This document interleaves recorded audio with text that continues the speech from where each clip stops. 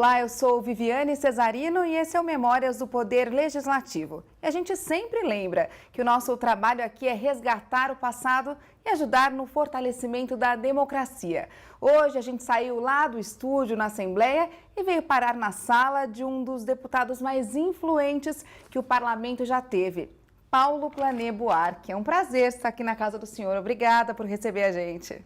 Eu aqui estou muito feliz em recebê-los e parabenizo a você pela forma como você se apresentou, mostrando talento.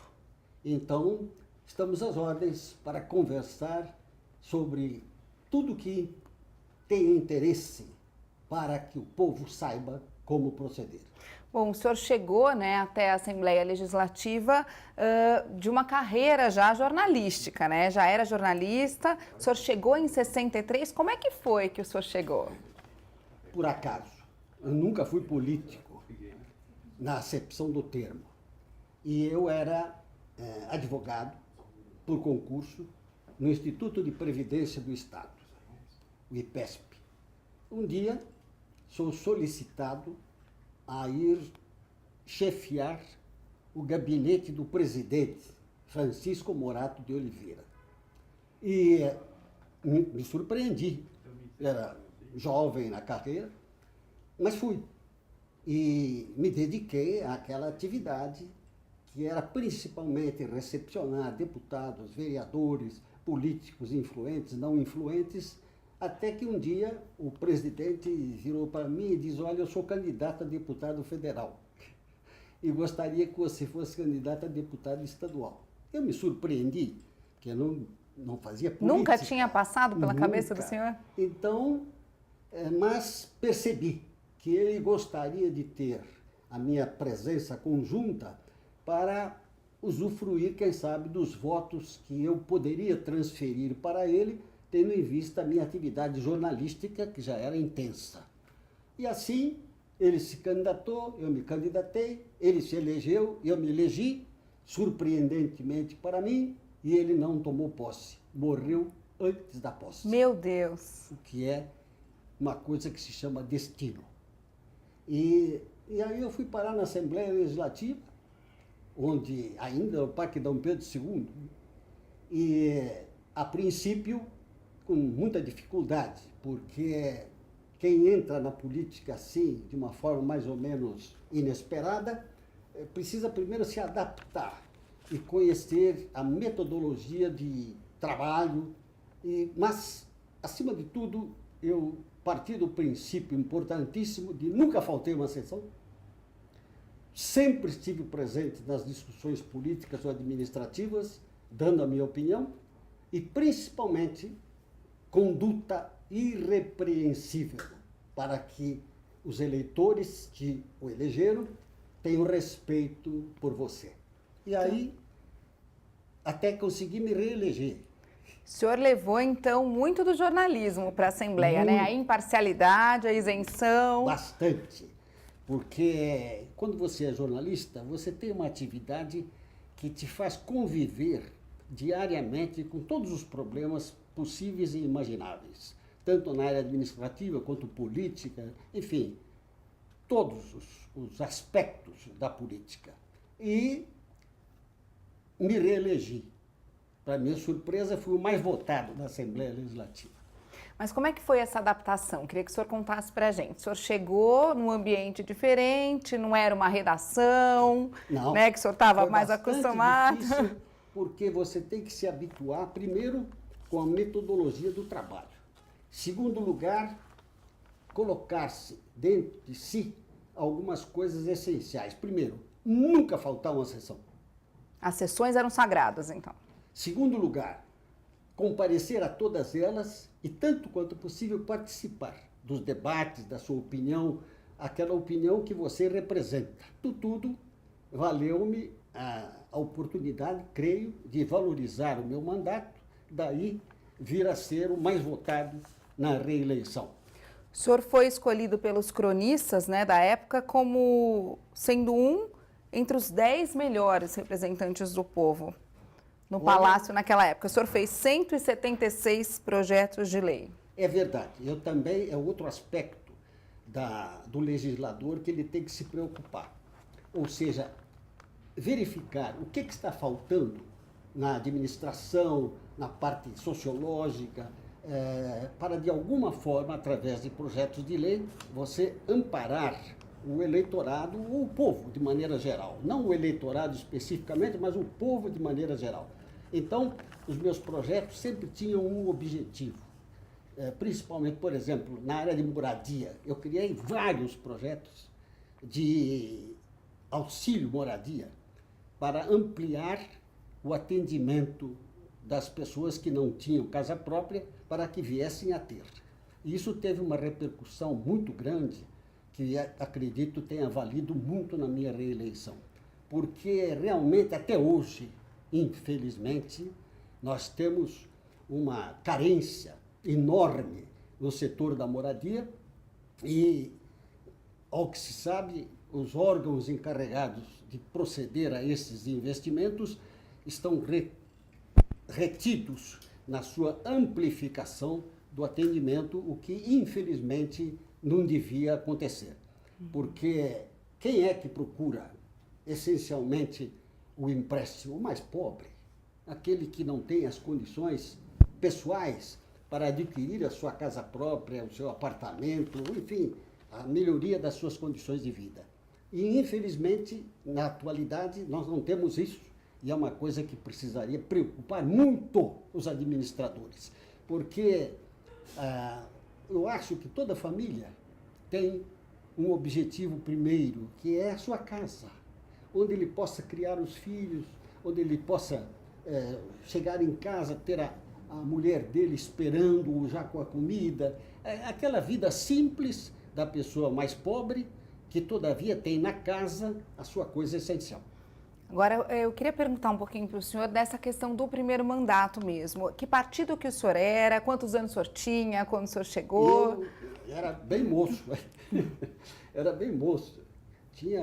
O senhor ainda é bem moço, não. O senhor tem 88 anos. Tem 88, não é bem moço, já estou na fase de pedir a Jesus, meu amigo, com quem eu falo todos os dias, para que ele, quando chegar a minha hora, me levar dormindo, para evitar o sofrimento das pessoas da família, que é sempre muito triste você assistir a um membro da família doente e nas proximidades da morte. São instantes assim que, se possível, a gente tem que sempre pedir a ele para ajudar-nos. Então, mas eu não tenho que me queixar absolutamente de nada. Eu sempre agradeço todo dia tudo que me foi dado, talvez mais do que eu merecia. Então o senhor chegou bem novinho ali, em 63? Não, eu era 20 e poucos anos de idade. Então, mais jovem, mais disposto a trabalhar, menos preocupações com o horário e, acima de tudo, compatibilizando a minha atividade como deputado com a minha de jornalista, que eu não deixei. O senhor não abandonou? Não, continuei trabalhando no rádio, no jornal, até que um dia apareceu a televisão. E aí eu comecei a trabalhar também na televisão, onde alcancei um sucesso enorme em várias atividades. Não só na atividade de comentarista esportivo, mas também criei um programa que durou 10 anos, que se chamava Alianças para o Sucesso. Era um programa onde eu entrevistava 3 casais, num cinema lotado, porque para participar do programa precisava ser sorteado na plateia. Então, o cinema estava sempre lotado, porque todo mundo queria participar, porque os vencedores ganhavam aliança de brilhante. E era muito engraçado. Eu mesmo dava muita risada, porque o programa mostrava que os maridos não conhecem as mulheres não conhecem os maridos. Somos 2 pessoas desconhecidas uma para a outra. E era de morrer de rir, porque eles se davam conta disso na medida em que se perguntava e eles respondiam. Só lembrando que partido que o senhor era? Quando Inicialmente, eu fui do Partido Democrata Cristão. Depois, a política modificou-se no país, criaram-se 2 partidos. Arena e MDB. E MDB. Então eu entrei primeiro para o MDB. E depois, quando o Sodré se elegeu governador, ele foi na minha casa, no Alto de Pinheiros, onde eu morava, e me pediu que eu assumisse a liderança do governo dele. E eu, então, entrei para a Arena, que era o partido político dele. Mas como é que foi essa troca, assim, na época? Sem nada. Ele pediu que eu ajudasse a governar São Paulo. E foi um chamado, de responsa. E eu tive a oportunidade de dizer a ele, prontamente, na presença de testemunhas, desde que você proceda também corretamente. E isto ficou escrito, documento escrito. Documentado. E realmente ele correspondeu, porque toda vez que havia algum problema, eu me dirigia a ele e pedia providências. Houve casos, inclusive, de identificação de corrupção, e ele botou na rua imediatamente aqueles que, infelizmente, participavam. Mas o senhor falava diretamente assim com ele de corrupção? Corrupção não aceita? Na hora, e há um episódio triste da vida parlamentar que equivaleu à minha renúncia. Votava-se o orçamento e situação e oposição. O orçamento é a peça mais importante do Estado. Vota este, vota aquele, vota este, vota aquele, empata. E eu fui ao Nelson Pereira, que era o presidente, falei, quem não votou ainda? Ele me falou, fulano de tal, não quero identificá-lo porque me faz mal. E ele está no banheiro lá embaixo. Eu fui até lá. O senhor foi no banheiro? Bati na porta. Digo, você não vai votar? Não. Como não vai votar? Não. Primeiro eu quero que o governador atenda as minhas reivindicações lá para o lado de Caraguatatuba. Eu falei, mas que reivindicações são essas? Ele sabe. Subi, liguei para o governador, digo, Sodré, está parado o deputado fulano de tal, diz que só vota se você atender. Ele falou alguns nomes, não podemos, no momento, repeti-los, e falou, paciência, diga a ele que eu vou atender. Eu falei, mas você vai atender? Porque eu também não quero assumir nenhuma responsabilidade, fica por tua conta. Aí eu falei para ele, pode votar que ele vai atender e vai falar com você no telefone direto para confirmar. Assim se fez, assim foi votado e eu renunciei. E qual que é a visão que o senhor tem dessa atitude hoje? O senhor chegou a se arrepender? Achou que tomou a atitude certa? Nunca me arrependi, porque no momento da renúncia eu tive que dizer por quê. E apontando.